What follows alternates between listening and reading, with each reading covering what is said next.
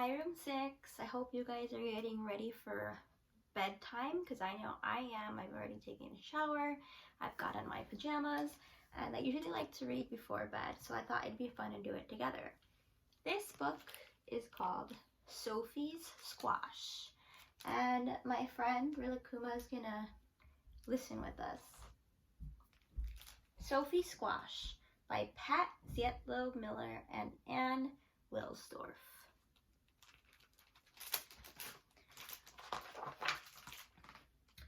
One bright fall day, Sophie chose a squash at the farmer's market. Her parents planned to serve it for supper. That means they were going to have it for dinner. But Sophie had another idea. It was just the right size to hold in her arms, just the right size to bounce on her knee, and just the right size to love.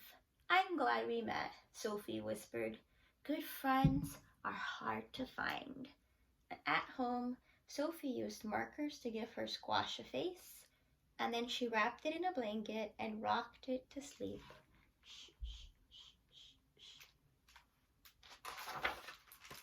When it was time to make supper, Sophie's mother looked at the squash, and then she looked at Sophie. "I call it Bernice," Sophie said. "I'll call for a pizza," said her mother.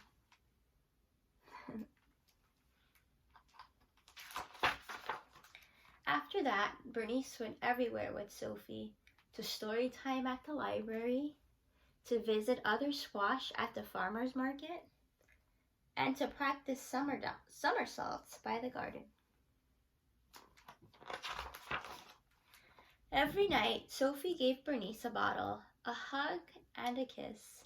"Well, we did hope she would love vegetables," Sophie's mother told her father. "Shh," Sophie said. "Bernice is sleeping."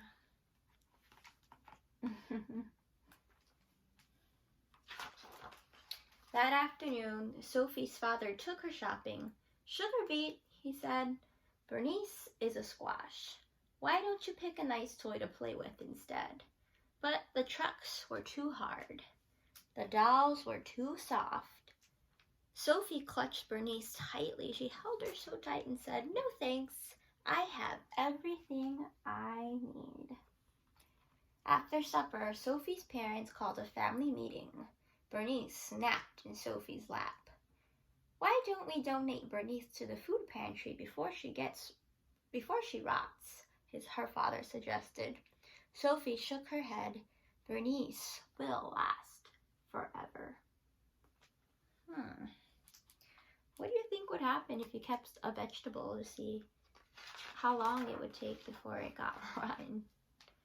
"Bernice seems a little blotchy," Dad said on the way to the library one day. "She looks perfect to me," Sophie replied.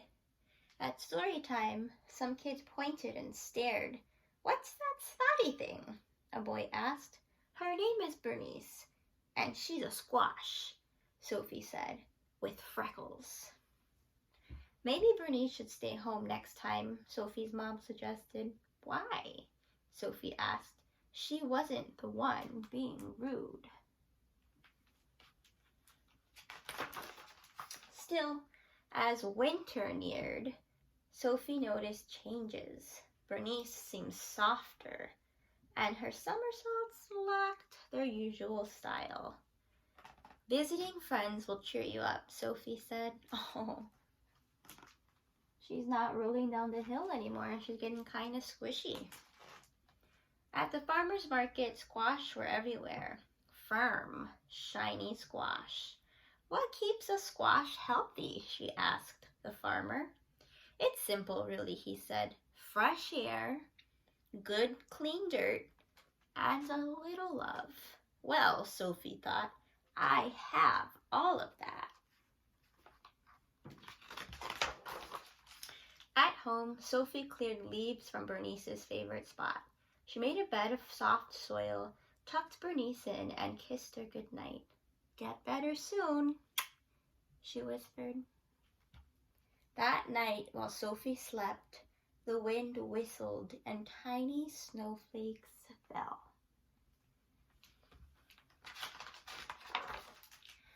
When she woke, the world was covered in white. "Do you think Bernice is cold out there?" Sophie asked her mother. "I'm sure she's warm and cozy under her snow blanket," her mother replied. Sophie gazed out the window all morning. When she was still there in the afternoon, when her father came home with a surprise. "You have a new friend," he said. Who do you think it could be? I'm going to take a peek. You ready? He said, "Meet Ace." Ace was nice, but boring. He just swam around and around in his bowl. He'd water a fish. But during the long winter, Sophie discovered that Ace was a super silent reader who did fabulous flip turns, and he always listened politely when she talked about Bernice. Bernice was great at keeping secrets. Wow. When the snow finally melted, Sophie rushed to the garden. The only thing there was a small green sprout. It looked strangely familiar. "Bernice," Sophie said, "how was your winter?" Look, Bernice is a squash, so when she kind of was in the dirt, she sprouted, and it's kind of like her hairs are poking up. How was her winter? After that, Sophie, Ace, and Bernice ate lunch together every day. One bright summer morning, Sophie somersaulted across the yard, landed by the garden, and stared in disbelief. Look at that means she was very surprised. Look how big Bernice is getting. Bernice had grown 2 tiny squash. "Wow," Sophie told them. "You look just like your mom." Wow. Soon, Bonnie and Baxter were just the right size for Sophie to hold in her arms and bounce on her knee. Just the right size to love. Wow. Bernice had 2 squash little babies. B and okay, friends, I think it's time to say goodnight and goodbye. So I'm going to have my friend here say goodnight.